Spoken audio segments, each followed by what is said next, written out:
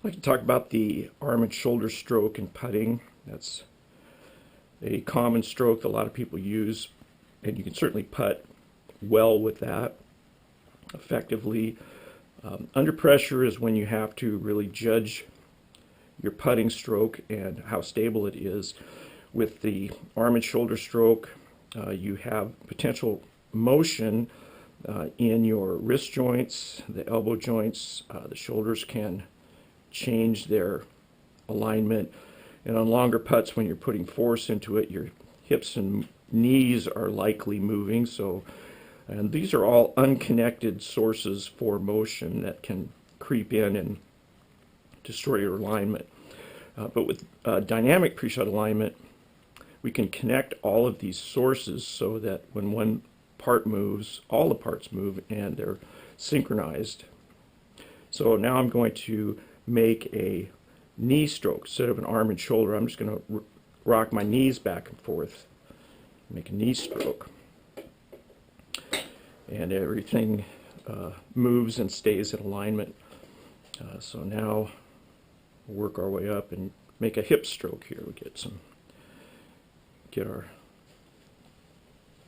stroke stabilized here, and now I'm just going to rock my hips back and forth.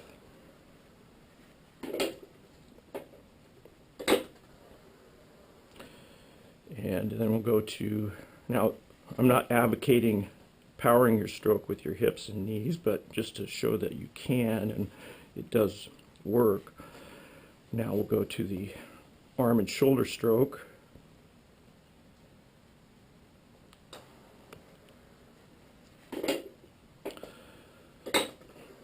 And that works. Now we'll go to just an elbow stroke. I'm just going to power this with my elbow, and it's not likely you're going to want to do that, but that is a source of motion and we should cover it. So there's just an elbow stroke there.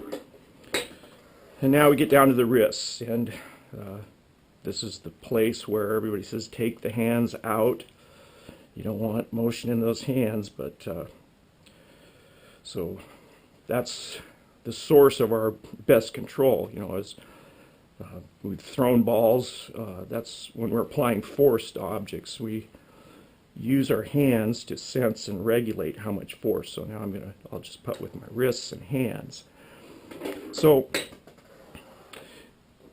unless you connect all of these sources, you can certainly make a good stroke just using your arms and shoulders, but there's a lot more involved when we're applying force to the putter, and our body is involved, varying amounts of force that we're putting into this putter. But I think you want to have the most stable stroke that you can, and so with dynamic pre-shot alignment, taking that slack out of all of these independent sources of motion really can give you a lot more stability and consistency with your stroke.